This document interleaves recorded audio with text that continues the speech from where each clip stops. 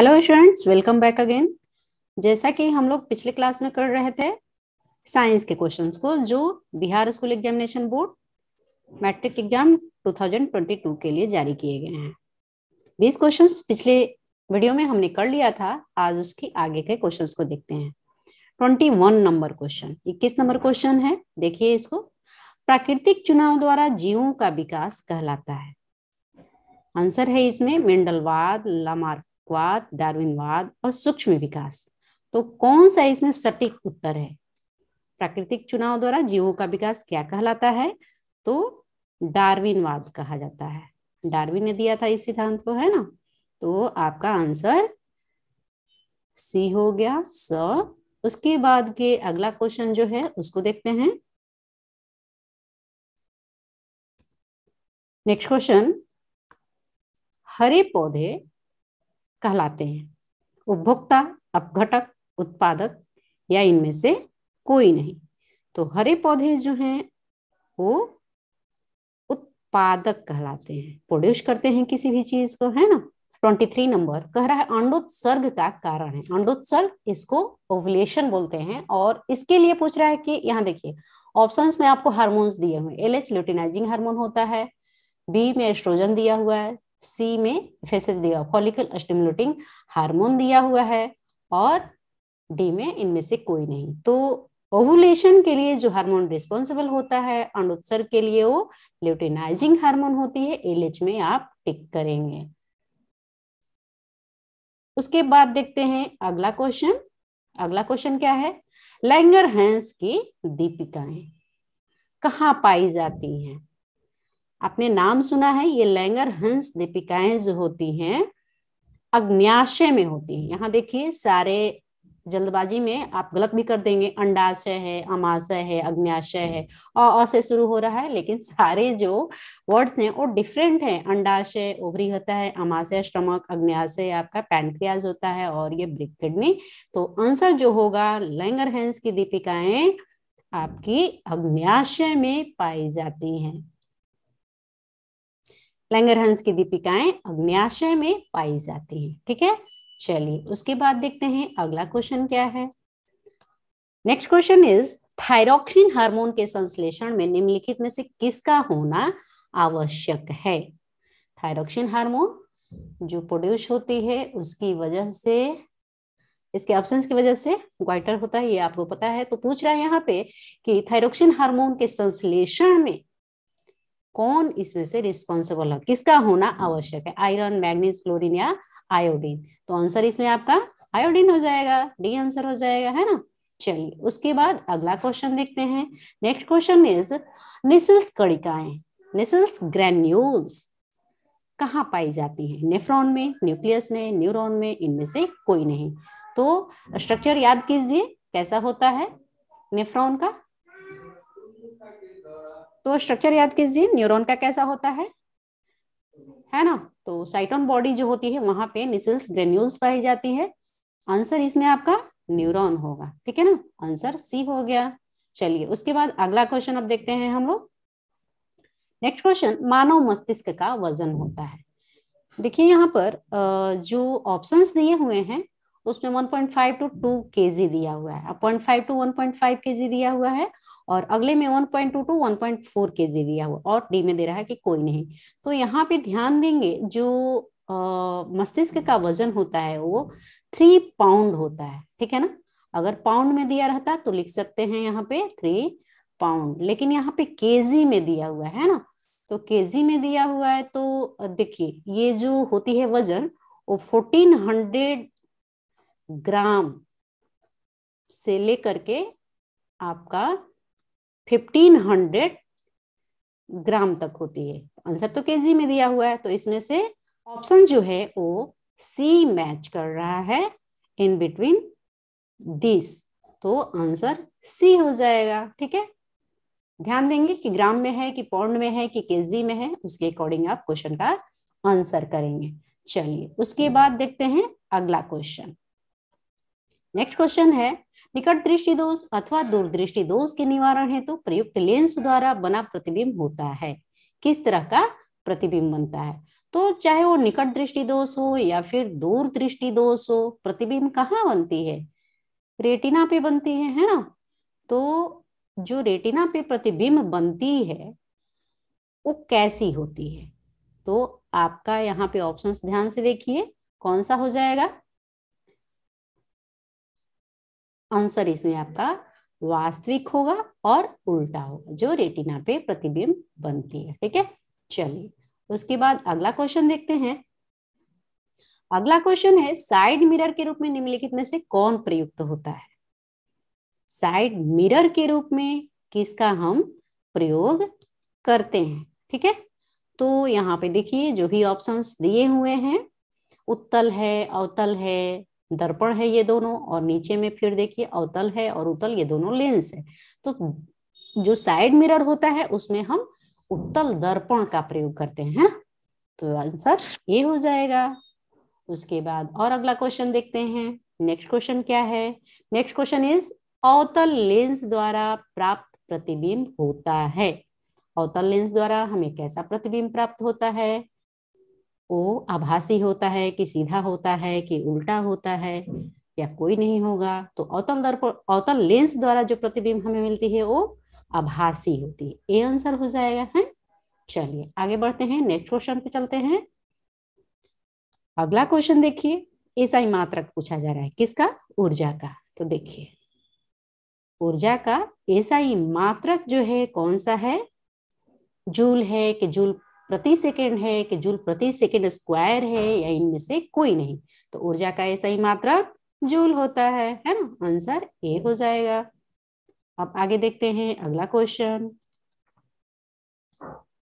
32 number question, आकाश का नीला रंग होना किस परिघटना का परिणाम है? तो यहाँ पे ऑप्शंस देखिए, अपवर्तन है, प्रकीर्णन है, परावर्तन है, या इनमें से कोई नहीं? तो आंसर इसमें क्या हो जाएगा? आकाश का नीला रंग किसकी वजह से होता है? प्रकीर्णन की वजह से होता है। तो बी आंसर हो जाएगा इसमें आपका, है ना। चलिए इसके बाद के क्वेश्चन को देखते हैं। नेक्स्ट क्वेश्चन क्या है? 33 नंबर क्वेश्चन इज देयर। यहाँ पे देखिए, सामान्य नेत्र के लिए स्पष्ट दृष्टि का न्यूनतम दूरी होता है। जो दृष्टि की दूरी होती है स्पष्ट देखने के लिए, किसी भी नॉर्मल आईज के लिए, सामान्य नेत्र के लिए, वो कितनी होती है? 25 आपको नजर आ रहा है, किसी में पॉइंट है किसी में नहीं है, कहीं सेंटीमीटर है कहीं मीटर है ना। तो आप इसमें आंसर सी करेंगे, 25 सेंटीमीटर होती है।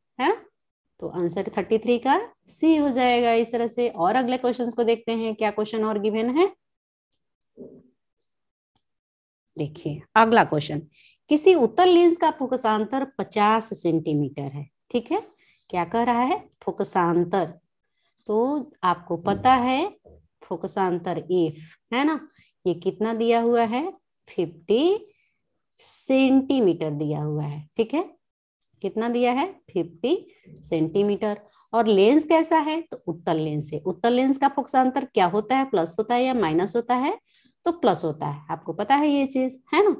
अब उसके बाद देखिए यहाँ पे क्षमता पूछी जा रही है। तो क्षमता जो होती है वो डायोप्टर में मापी जाती है और मीटर में होता है। क्षमता के लिए P = 1/f होता है।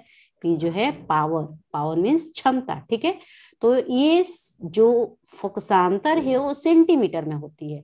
ठीक है, अगर तो क्या करेंगे, क्योंकि ये जो शक्ति है, पावर है, वो मीटर में होती है।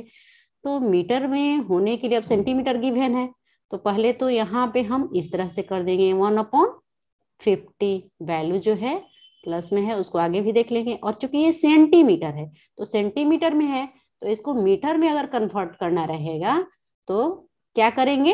100 से डिवाइड कर देंगे, है ना। 100 से डिवाइड कर देंगे, इसके बाद ये मीटर हो जाएगा। या फिर आप डायरेक्ट ही कर लेंगे, दूसरा भी आप काम कर सकते हैं। चूंकि ये भाग है तो ऊपर जाएगा तो मल्टीप्लीकेशन हो जाएगा, पता है आपको। बट फिर भी डायरेक्ट भी करनी हो तो 100 में जो भी गिवन है उसको देंगे यहाँ पे। तो इस तरह से वैल्यू जो आएगी 2 डायोप्टर आएगी। कैसी आएगी? प्लस आएगी कि माइनस आएगी? तो प्लस आएगी, क्योंकि ये कैसा है? उत्तल लेंस है ना।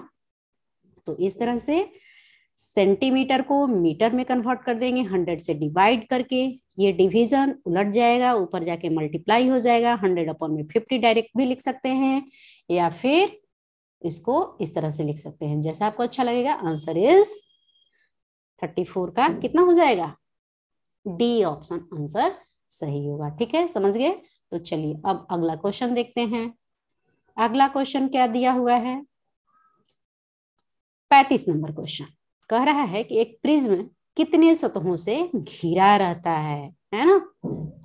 तो प्रिज्म की आकृति कैसी होती है, ध्यान है आपको, तुरंत इसमें 3 में टिक नहीं लगा देना है, ठीक है ना। उसमें जो सतह होती है वो कितनी होती है, 5 होती है, तो आंसर 5 करेंगे, डी आंसर। अगला क्वेश्चन देखते हैं। अभिनेत्र लेंस की फोकस दूरी में परिवर्तन किया जाता है। अभिनेत्र लेंस की फोकस दूरी, ठीक है, तो ऑप्शंस देखिए, पुतली द्वारा, परितारिका द्वारा, दृष्टिपटल द्वारा, पक्षमाभी पेशियों द्वारा, है ना।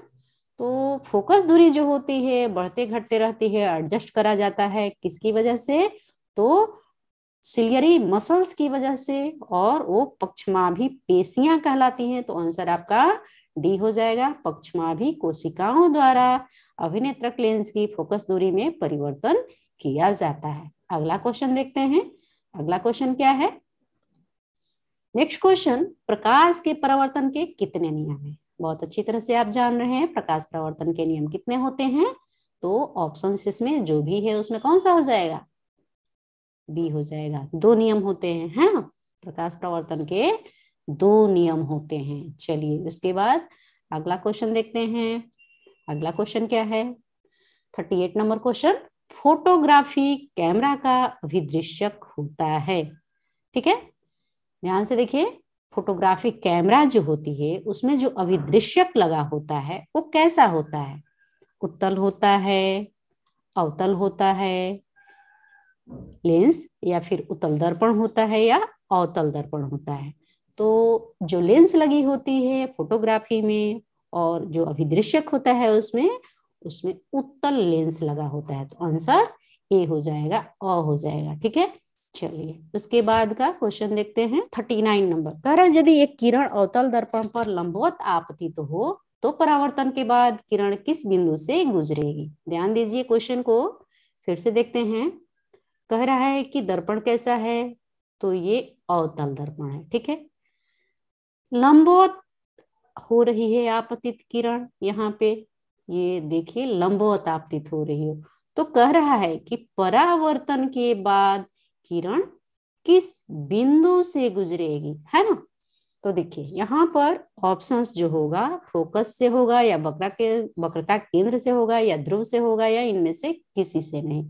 तो चाहे बच्चों देखिए दर्पण अवतल हो या उत्तल हो, ठीक है, जब वो लंबवत आपतित होती है, जो भी दर्पण होता है वो एक एक गोलीय दर्पण का पार्ट होता है, पता है ना, इस तरह से कट करके निकालते हैं जब, और जो भी यहाँ पे एक्सिस होती है वो क्या होती है, इस दर्पण पे लंबवत होती है।